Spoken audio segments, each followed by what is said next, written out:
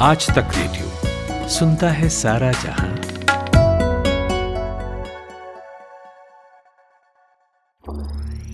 ज्ञान ध्यान।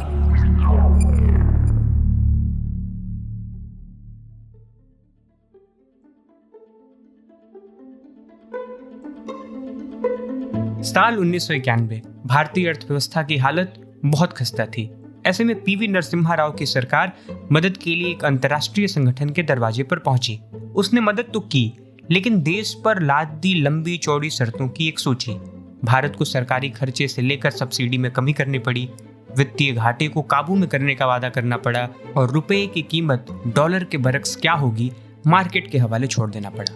मदद करने वाली और शर्तों के भारी भरकम दबाव से आपको अपने हिसाब से चलने को मजबूर कर देने वाली ये संस्था थी IMF, यानी इंटरनेशनल मॉनेटरी फंड, अंतर्राष्ट्रीय मुद्रा कोष।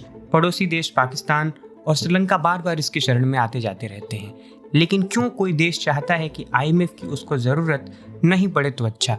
IMF ने जब आकार लिया था तब उसका काम क्या था और अब वो क्या काम करने लगी है, किन शर्तों पर वो किसी देश को पैसा देती है, आज इसी की बात। नमस्ते, यह ज्ञान ध्यान। मेरा नाम है शुभम तिवारी।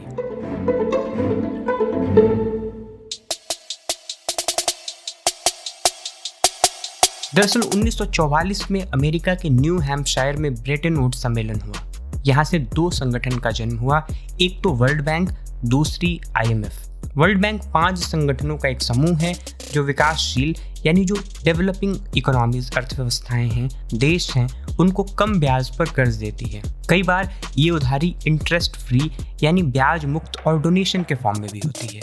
ये पैसे शिक्षा, स्वास्थ्य, पब्लिक एडमिनिस्ट्रेशन, इंफ्रास्ट्रक्चर, एनवायरनमेंट से लेकर और कई तरह के कामों के लिए दी जाती है। लेकिन IMF का काम जरा दूसरा है, थोड़ा पेचीदा भी।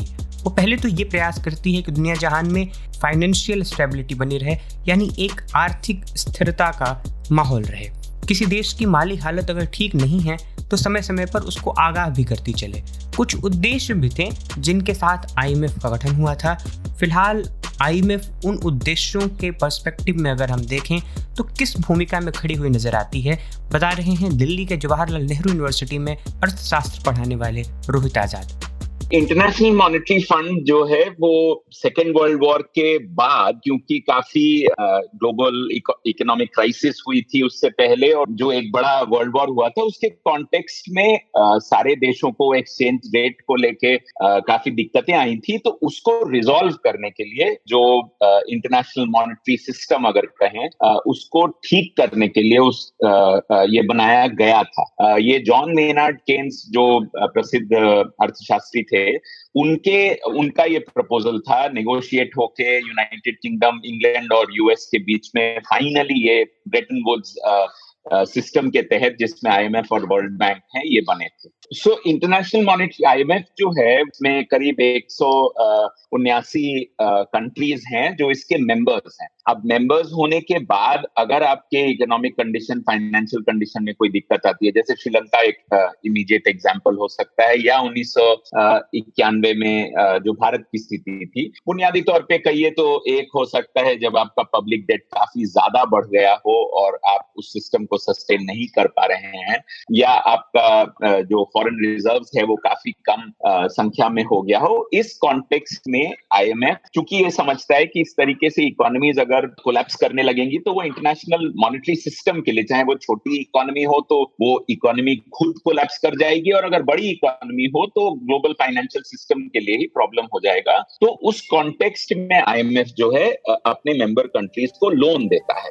तो IMF का बुनियादी सिद्धांत यही है कि किसी देश को आर्थिक मदद के जरिए उबारा कैसे जाए, साथ ही सदस्य देशों की जो माली हालत है उस पर नजर रखी जाए, उनको अंतर्राष्ट्रीय व्यापार में मदद की जाए और दुनिया जहान के देशों में मौद्रिक सहयोग को बढ़ाया जाए। मतलब ये कि कोई देश चूंकि अकेले सब कुछ मैनेज नहीं कर सकता, खासकर व्यापार, तो IMF यानी इंटरनेशनल मॉनेटरी फंड एक मंच तैयार करता है जहां देश एक आम सहमति तक किसी एक विषय पर पहुंच सकें। लेकिन एक अहम बात यही नोट कर लीजिए, कर्ज वाले विषय पर खासकर जो मदद मिलती है IMF से किसी भी देश को, वो इतनी आसान नहीं होती।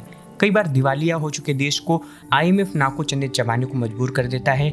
हाल के बरसों में हम पाकिस्तान, श्रीलंका, ग्रीस के साथ आईएमएफ ने जो नेगोशिएशंस किए वो देख सकते हैं। भारत के बारे में हमने शुरुआत ही में बताया, जहां देश की पूरी इकोनॉमी को ही एक शिफ्ट लेनी पड़ी थी। ऐसा नहीं कि पहले आईएमएफ आपको कर्ज दे देगा और बाद में आप उसकी शर्तों को मानेंगे। आपको कर्ज लेने से पहले, कर्ज के दौरान और कई बार कर्ज के बाद भी आईएमएफ के शर्तों को मानना पड़ता है।